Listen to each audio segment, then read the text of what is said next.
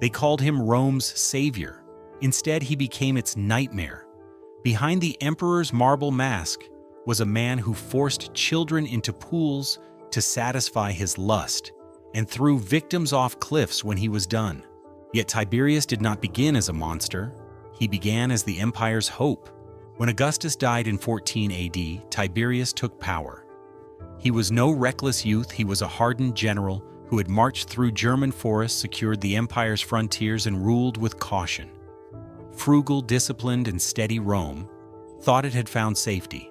But inside he was breaking. He had been forced to divorce the only woman he loved, bound instead to Julia Augustus's scandalous daughter. His brother Drusus died young, leaving him isolated. And in 23 AD, his son Drusus the Younger died suddenly, whispers of poison swirling through the palace. Each wound deepened his bitterness. Each loss fed his paranoia. Outwardly, he kept ruling calmly, avoiding waste, honoring Augustus's policies. But those near him felt the change. The soldier who once commanded in person now recoiled from the crowds, convinced that every smile hid betrayal. Rome thought they had chosen a cautious guardian. What they really got was a man rotting from the inside out. And in 26 AD, when Tiberius abandoned the city for the cliffs of Capri, the mask fell away. The savior was gone. The monster was ready to show his face. On the island of Capri, paradise turned into hell. Children were smuggled in under the guise of pages or servants, only to vanish inside villas where screams were swallowed by the sea. Soldiers guarded the cliffs not to protect the emperor, but to make sure no victim survived the fall if Tiberius decided he was finished with them. This was not an accident of exile. It was design. In 26 AD, Tiberius abandoned Rome, telling the Senate he sought rest from the burdens of power. In truth, he was retreating into a fortress where no one could challenge his will. Capri, with its sheer cliffs and glittering waters, was the perfect cage, beautiful enough to blind outsiders, remote enough to hide the empire's darkest secrets.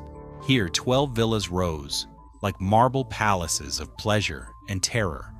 Servants whispered of hidden chambers of pools, where grotesque games took place, of halls decorated with erotic frescoes imported from the East.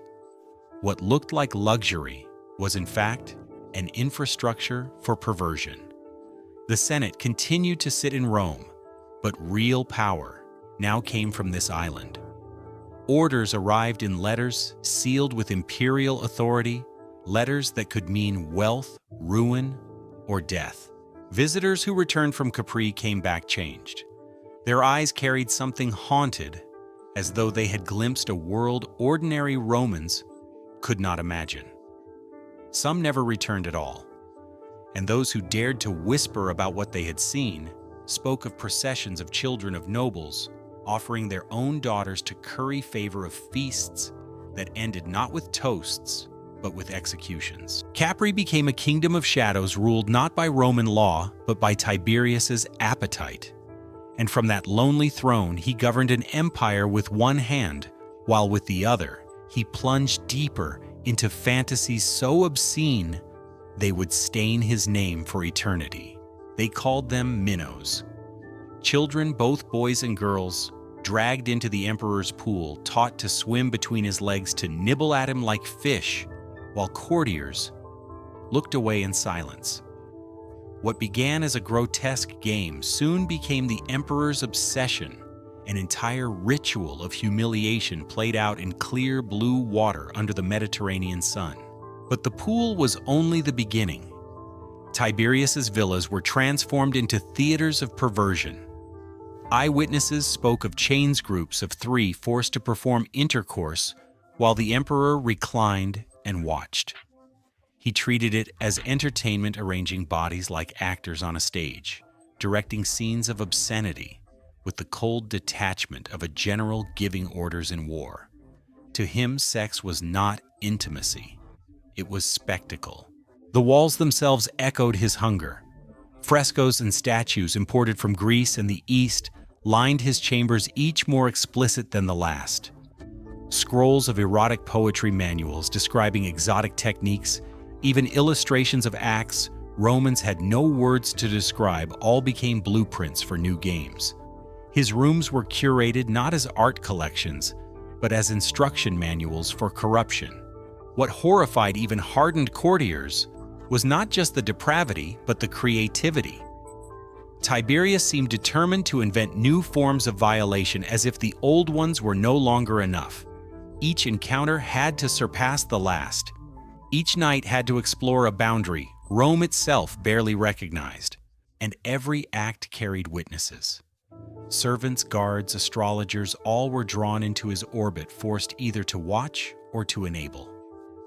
What began as whispers soon hardened into certainty.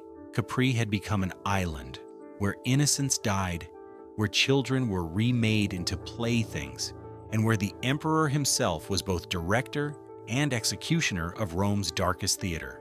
The Romans had a word so foul they avoided speaking it in public spintriae. It meant young slaves trained for one purpose, only to serve the emperor's twisted desires. These were not children with futures. They were instruments molded and discarded at his command. Families too poor to feed another mouth, nobles desperate for imperial favor, slave merchants hunting for profit, all became suppliers for this market of flesh. Boys and girls were taken from their homes, stripped of identity, and brought to Capri. There, under the watch of trainers, they learned nothing but the mechanics of pleasure. Some were drilled in acts so precise that Latin had no vocabulary to describe them. Others were forced to rehearse endlessly, their bodies treated like tools until the emperor deemed them fit. The cruelty of the system lay in its permanence. Once chosen, a spintria had no life outside of service. They lived in the villas, slept in chambers decorated with obscene frescoes, and woke each day to another performance. To survive meant obedience. To fail meant death. Many were silenced once their novelty faded, hurled from cliffs into the sea below, their screams carried off by the wind. An economy formed around their suffering. Courtiers offered their own relatives procurers, scoured provinces for beautiful stock, and even officers of the Praetorian Guard became recruiters. Participation was survival. To hesitate to refuse was to risk accusation of treason. Flesh became currency, and innocence became a commodity. The word spintry itself outlived the victims. Romans whispered it with disgust, associating it forever with the unspeakable. The children vanished into history, unrecorded, unnamed. But their existence marked an empire where pleasure had devoured morality and where the emperor had turned childhood into machinery of lust. Death was no longer punishment under Tiberius. It was entertainment. He devised executions like an artist paints scenes, each one more cruel than the last. Prisoners were forced to drink until their bladders nearly burst, then bound with cords around their genitals so that pain tore through their bodies before the inevitable end. Others were granted reprieve at the last moment, only to be executed days later, their hope weaponized into another form of torment. Parents were made to watch their children die. Some were even commanded to participate. One senator, after losing his son, was forced to attend banquets as if nothing had happened, smiling through grief, while the emperor studied him like a specimen. For Tiberius, loyalty was not proved in words or service, but in how much suffering a man could endure without breaking. The instrument of this terror was the charge of maiestas, injury to the majesty of Rome. It was vague enough to mean anything: a careless word, a skeptical glance, even carrying a coin with the emperor's image into a latrine. Informers multiplied men who grew rich by accusing others. Once named few were acquitted. Torture extracted confessions. Property was seized. Families were ruined, all to feed the emperor's paranoia and the state's treasury. The Senate, once Rome's proudest institution, dissolved into cowardice. Senators competed to denounce one another, each hoping that betrayal might buy survival. Some chose suicide, knowing that at least this way, their families might keep their property. Rome's legal tradition, the very foundation of Western law, became nothing more than a theater of blood, staged for an emperor's pleasure. This was the true horror. Cruelty was no longer hidden in Capri's villas. It was law. It was policy. And it was a net that could catch anyone from the highest noble to the most ordinary citizen. Rome had become a city where silence was survival, and survival meant complicity. In Rome, people learned that even silence could be dangerous. A careless sigh at dinner, a pause too long before praising the emperor, these were enough to bring informers to your door. Conversation died in the capital. Families spoke in whispers. Children were warned to guard their tongues even while asleep, for fear they might mumble something that could be used against them. The city that had once lived on debate and oratory now drowned in fear. Senators, poets, scholars all learned the same lesson: survival meant erasing your own voice. Manuscripts were burned before they could be read.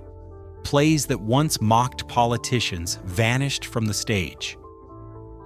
Historians avoided the present altogether, writing only about distant wars and long-dead kings. Rome's intellectual life, once vibrant under Augustus, became a wasteland of silence. Even daily rituals carried danger. To carry a coin with Tiberius's image into a latrine was a crime. To mourn too loudly at a funeral could be read as defiance. To look grim when others applauded a decree might mean a charge of treason. Every gesture became a test, every glance a risk. The Senate, which should have been the guardian of Rome's dignity, became a theater of sycophancy. They competed in flattery, proposed grotesque honors for Tiberius, and condemned colleagues with trembling eagerness. It was no longer a body of statesmen, but a collection of survivors, each praying they would not be next. And above all this hung the shadow of Capri. Everyone knew what was happening on the island, even if no one dared speak of it. Servants carried whispers back from the villas, the processions of children, the pools, the orgies. The empire's moral heart was being poisoned from afar. Capri was not just an island of perversion. It was a black sun casting darkness over all Rome.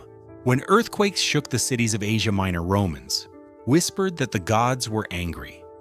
When floods ruined the fields of Campania, many saw not chance, but punishment. The empire's disasters no longer felt natural. They felt like judgment on the man who ruled it. Tiberius had crossed boundaries Rome never forgave. He had turned sacred ritual into theater for his lust. Virgins, once guardians of purity, were dragged into ceremonies, twisted into orgies. Priests were forced to bless acts that mocked their gods. What had been holy became obscene, and every altar defiled seemed to call down divine wrath. Religion had always been the glue of Roman society, binding state and citizen in shared ritual. Now those rituals had become polluted. Ordinary people feared not only the emperor's cruelty, but also the vengeance of the heavens. Shrines fell quiet. Sacrifices felt hollow. Rome itself seemed cursed, and so many turned elsewhere. Some clung to Stoicism, teaching that virtue was found only inside the soul, beyond the reach of emperors. In secret gatherings, Stoic philosophers reminded listeners that even tyrants could not touch inner freedom. Others sought the mystery cults of the East, which promised salvation beyond this life. When justice failed in Rome, the promise of divine justice after death felt like the only comfort. Seeds of Christianity, too, found fertile ground in this fear. A faith that spoke of a kingdom beyond emperors, that declared even the most powerful mortal accountable before a higher judge, resonated in an empire poisoned by Tiberius's sins. To live under him was not only to fear the state, it was to feel abandoned by the gods. Every storm cloud carried menace, every tremor a reminder that Rome's ruler had made himself a blasphemy. Capri was his stage, but the whole empire bore the weight of heaven's silence. By the final decade of his reign, the emperor no longer looked human. His face was ravaged by sores, his skin blistered with disease, his hair fallen out beneath heavy wigs. He smeared himself with ointments to hide the decay. But nothing could disguise the truth. The most powerful man in the world resembled a corpse still walking. With his body failing, his fear of death grew into obsession. Food tasters sampled every dish. Guards watched over guards, each man distrusted by the other. Astrologers fed his dread with charts and omens warning him of treachery in the stars. Every whisper became a plot. Every shadow held an assassin. But his paranoia was not limited to the unknown. Even those closest to him were not safe. For years, Sejanus the Praetorian prefect had been his right hand, orchestrating purges and consolidating power. Then in 31 AD, Tiberius turned on him. Letters arrived in Rome condemning the man who had served as the empire's de facto ruler. Sejanus was executed, his body torn apart in the Forum, and his allies hunted down in a frenzy that consumed hundreds. Parents, children, even distant relatives of the disgraced minister were destroyed in the purge. Capri, once his chosen refuge, became his prison. He rarely left its cliffs, and when he did, his presence resembled pestilence. Cities hid their youth, nobles vanished into the countryside, entire communities trembled at the sight of his entourage. His visits brought no honor, only terror. The man who had once commanded armies across Europe now lived surrounded by guards and astrologers, afraid to sleep, afraid to eat, afraid to die, yet still unleashing death on others. Age had not softened him. If anything, his cruelty sharpened as his strength faded. He had become a king of shadows, a diseased recluse ruling through fear alone. When the news broke that Tiberius was dead, Rome erupted in celebration. Crowds poured into the streets shouting, "To the Tiber," with Tiberius demanding his body be thrown into the river like a criminal's corpse. No emperor before him had been greeted with such hatred, no funeral with such relief. He died in March of 37 AD at the age of 77. Some said naturally, others whispered that his successor's men smothered him when he clung too stubbornly to life. Even on his deathbed, he was still plotting, still accusing those around him of betrayal, still incapable of trust. His final moments were as bitter as his reign. The Senate, freed from decades of terror, refused to deify him as they had Augustus. Only the intervention of his successor Caligula forced through the rites. But even then, the ceremonies were hollow, stripped of reverence. The people who had once feared to whisper his name now cursed it aloud. Capri itself became a scar. The villas he had built stood empty, whispered about as cursed places. Travelers avoided the island as if the stones themselves were contaminated by what had been done there. Later, emperors visited briefly, but none stayed long. The cliffs that had swallowed so many victims became monuments to silence. Yet death did not erase him. It transformed him into legend. Tiberius became shorthand for depravity, his name invoked in graffiti, and rumor for centuries as the measure of imperial monstrosity. Even Caligula, who would soon unleash horrors of his own, ruled in the long shadow of Capri. The people had seen what one emperor could become when freed from all restraint. And once Rome had seen it, it could never forget. Rome survived Tiberius, but it never healed from him. His reign proved something more terrifying than any battle or invasion, that an emperor could turn the empire itself into an instrument of perversion and fear. He left behind no glorious monuments, no golden age of culture, no victories sung by poets. What he left was a blueprint of tyranny. Treason trials as weapons, torture as spectacle, childhood as currency. These became precedents future rulers would revive. Even when better emperors came, the shadow of Capri lingered. Rome had seen how absolute power could rot into absolute evil, and trust between ruler and ruled was broken forever. The Senate never regained its dignity. It had been too thoroughly humiliated, reduced to a chorus of sycophants voting death sentences for colleagues to save themselves. Roman law, once a source of pride, became a tool of oppression. The very institutions Augustus built to preserve the Republic's spirit were poisoned by his successor. The scar was not only political, but psychological. Families carried the memory of betrayal senators who condemned friends, parents who surrendered children, servants who became informers. Generations grew up learning to survive by silence, by suspicion, by complicity. Even centuries later, Tiberius's name was invoked as shorthand for evil, a reminder of how quickly civilization could collapse into terror. And yet his story endures not just as history, but as warning. Because the monster was not created by accident. He was enabled by senators, who bowed by guards, who obeyed by citizens who chose silence over resistance. Evil on such a scale is never the work of one man alone. It requires a system of fear and a crowd of enablers.